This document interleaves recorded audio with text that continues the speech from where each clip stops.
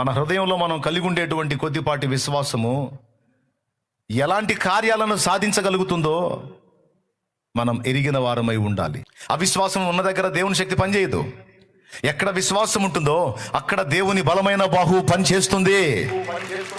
ఎక్కడ విశ్వాసం ఉంటుందో అక్కడ మాత్రమే దేవుని శక్తి పనిచేస్తుంది. ఎక్కడ అవిశ్వాసం ఉంటుందో అక్కడ దైవ శక్తి పనిచేయదు. అందుకే అన్నిసార్లు వాక్యంలో రాయించాడు, విశ్వాసం ఉంచండి, విశ్వాసం ఉంచండి, విశ్వాసం ఉంచండి, విశ్వాసం ఉంచండి, విశ్వాసం ఉంచండి అని అన్నిసార్లు ఎందుకు గ్రంథంలో రాయించాడో తెలుసా? విశ్వాసం లేని దగ్గర దైవశక్తి పనిచేయదు. ఎక్కడ విశ్వాసం ఉంటుందో అక్కడ దేవుని శక్తి పనిచేస్తుంది.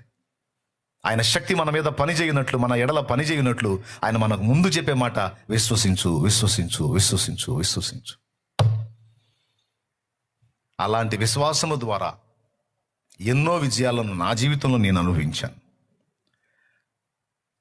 ఈ 3 ఉదంతాలు మీకు సరిపోతే ఇంకా బోలెడన్ని ఉన్నాయి. బైబిల్ నిండా విశ్వాసపు గాథలే, బైబిల్ నిండా విశ్వాసపు విజయాలే. ఈరోజు నీకు నాకు సందేహం అక్కర్లేదు. పీకలలోతు శ్రమలలో నీవు మునిగున్నా, పీకలలోతు అసమాధానంలో నీవు మునిగున్నా, పీకలలోతు భయాలలో నీవు మునిగున్నా, ఒక్కటే గుర్తుపెట్టుకో, ఆయన యందు విశ్వాసం ఉంచు. ఆయన నీ ఎడల తన బలమైన బాహువు చాపి ఆయన బలమైన కార్యములు జరిగించగలడన్న విశ్వాసం, ఆ విశ్వాసం ఒక్కటి కలిగి ఉండు, విశ్వాసం కలిగి ఉండు.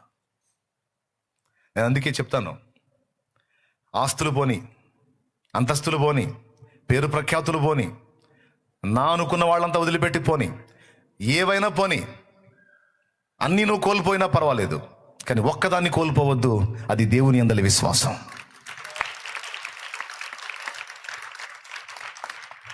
దేవుని యందలి విశ్వాసాన్ని కోల్పోయిన వాళ్ళు ఇవన్నీ కలిగి ఉన్నా కూడా లేనట్టే.